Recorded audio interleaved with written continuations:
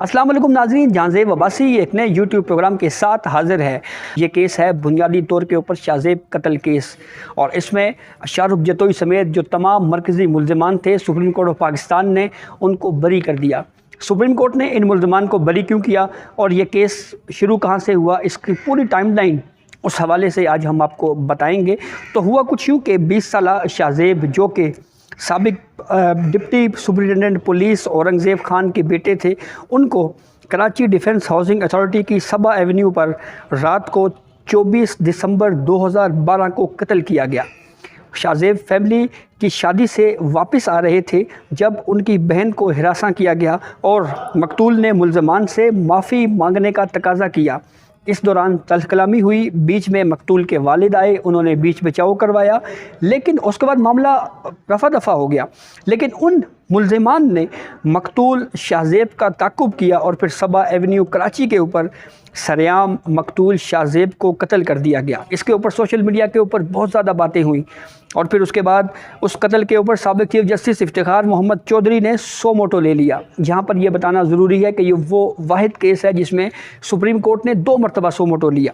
पहला सो मोटो साबिक chief justice Iftikhar Mohammad Chaudhary ने लिया 2012 में ही, और फिर उसके बाद ये एक चलान पेश किया गया पुलिस की जानिब से कि हमने इंसदाद दहशतगर्दी की दिफात इसके ऊपर लगा दी हैं और अब ये मामला ट्रायल कोर्ट में चलेगा। सुप्रीम कोर्ट ने इस मामले को ख़त्म कर दिया और ट्रायल कोर्ट में केस चलना शुरू हो गया।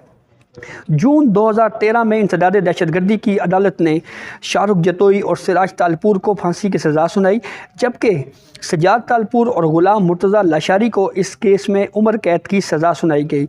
जब कोर्ट ने फांसी दी तो उस वक्त जब कोर्ट से बाहर मरकज़ी मुल्ज़िम निकले तो शाहरुख जतोई ने वहाँ पर विक्ट्री का निशान बनाया। इसके ऊपर भी शदीद तनकीद की गई और सिविल सोसाइटी की जानिब से इस मामले के ऊपर शदीद रद्द-ए-अमल का इजहार किया गया।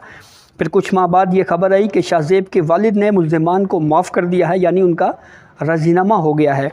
और ये खबरें भी गर्दिश करती रहीं कि मुल्ज़िमान की माफ़ी जो है ये दबाव में आकर की गई है, और कुछ ये भी कहा गया कि इस मामले के ऊपर कुछ पैसों की सेटलमेंट हुई है। मुल्ज़िमान ने माफ़ीनामे को बुनियाद बनाकर रीट्रायल की दरख्वास्त सिंध हाई कोर्ट में दायर कर दी।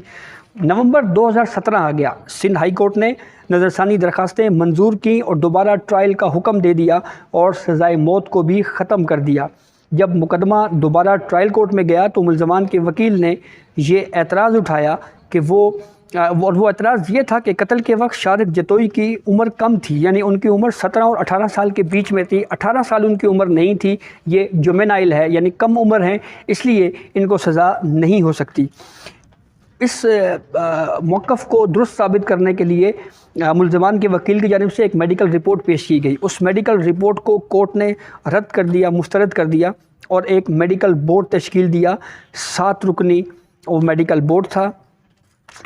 और फिर उसके बाद जब ये ट्रायल कोर्ट में ही जब ये मामला था तो इंसदाद दहशतगर्दी की अदालत ने मेडिकल रिपोर्ट मुस्तरद की और साथ ही 7 रुकनी मेडिकल बोर्ड तश्कील दिया। मेडिकल बोर्ड ने यह कहा कि शाहरुख जतोई की उम्र 19 साल से कम नहीं है, यानी 18 साल से ऊपर है।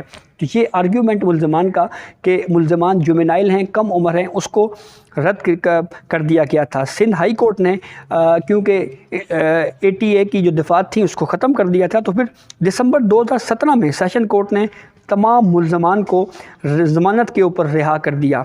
समाजी कारकुनान का इसके ऊपर भी शदीद रद्द-ए-अमल आया और उन्होंने सिंध हाई कोर्ट का फ़ैसला सुप्रीम कोर्ट ऑफ पाकिस्तान में चैलेंज कर दिया।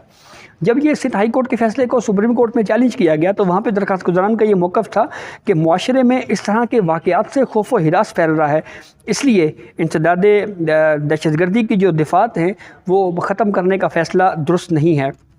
फरवरी 2018 में सुप्रीम कोर्ट ने सिविल सोसाइटी की दरख्वास्त को अस खुद नोटिस में तब्दील कर दिया, यानी सुप्रीम कोर्ट ने एक मरतबा फिर सो मोटो लिया। 2012 में एक सो मोटो लिया गया था, फिर दूसरा सो मोटो एक कॉन्स्टिट्यूशन पटिशन को 184(3) में तब्दील करके 2018 में लिया गया और फिर केस सुना गया। दहशतगर्दी की दिफात बहाल की गई। सुप्रीम कोर्ट ने जो ज़मानतें दी गई थी मुल्ज़िमान को, उन ज़मानतों को भी खिलाफ़ कानून करार दे दिया। सुप्रीम कोर्ट में जब ये केस चला तो जो मरकज़ी मुल्ज़िमान शाहरुख जतोई समेत कमरा अदालत में मौजूद थे। हमने ये भी देखा कि जब ये केस चल रहा था तो मरकज़ी मुल्ज़िम मुस्कुराते हुए दिखाई दिए, बिल्कुल रिलैक्स मूड में थे। फिर उसके बाद इस फैसले के बाद मुल्ज़िमान को सुप्रीम कोर्ट के हाथ से गिरफ़्तार किया गया और फिर सिंध पुलिस के हवाले किया गया। मुल्ज़िमान के नाम ECL में डाल दिए गए। फिर 1 साल तक सिंध हाई कोर्ट में ये केस चलता रहा और सिंध हाई कोर्ट ने शाहरुख जतोई और सिराज तालपुर को फांसी की सज़ा दी, जबकि जो दीगर 2 शरीक मुल्ज़िमान थे उनको उम्र कैद की सज़ा दी गई।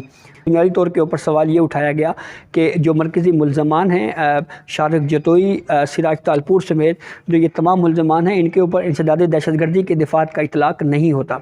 इसके लिए जिस फ़ैसले का सहारा लिया गया वो फ़ैसला था साबिक़ चीफ जस्टिस आसिफ सईद खोसा की सरबराही में एक लार्जर बेंच ने इंसदाद दहशतगर्दी की तारीफ़ करते हुए कुछ पैरामीटर्स तय किए थे कि ये लवाज़मात अगर हों तो इंसदाद दहशतगर्दी के दिफ़ात का इतलाक़ हो सकता है।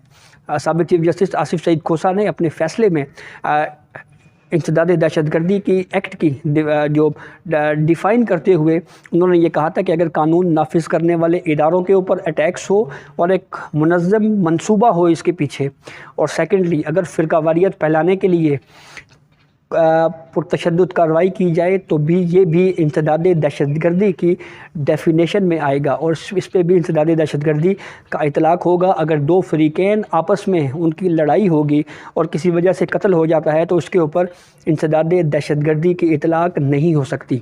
आज सुप्रीम कोर्ट ने चीफ जस्टिस ऑफ पाकिस्तान ने एक बेंच तश्कील दिया था, जस्टिस यजुल एहसन की सरबराही में 3 रुकनी बेंच ने इस केस को सुना और सुप्रीम कोर्ट ऑफ पाकिस्तान ने तमाम फ़रीक़ैन को सुनने के बाद आज तमाम मुल्ज़िमान को बरी कर दिया है। रिव्यू पटिशन्स मंजूर हुई हैं और इंसदाद दहशतगर्दी की जो दिफ़ात थी उनको साबिक़ चीफ जस्टिस आसिफ सईद खोसा की सरबराही में जो एक फ़ैसला दिया गया उस फ़ैसले को बुनियाद बनाकर इंसदाद दहशतगर्दी की ये दिफ़ात ख़त्म करके इन तमाम मुल्ज़िमान को बरी कर दिया गया है।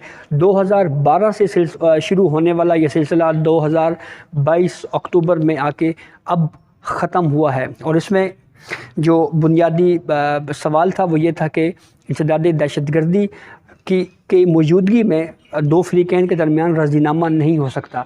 तो राज़ीनामे के हवाले से जैसे मैंने आपको पहले भी बताया कि स्टार्ट में ही ये ख़बरें आना शुरू हो गई थी कि राज़ीनामा हो चुका है। अब वो राज़ीनामा दबाव में आके हुआ या जो सिंध में जो हम देखते हैं कि जो बासर मुल्ज़िमान हैं वो कमज़ोर लोगों को दबा के या इस तरह से राज़ीनामा कर लेते हैं। तो ये तमाम पहलू मुख्तलिफ़ अदालतों में चलते रहे और अब सुप्रीम कोर्ट ऑफ पाकिस्तान ने इस केस को कंक्लूड करके ये फ़ैसला दिया है।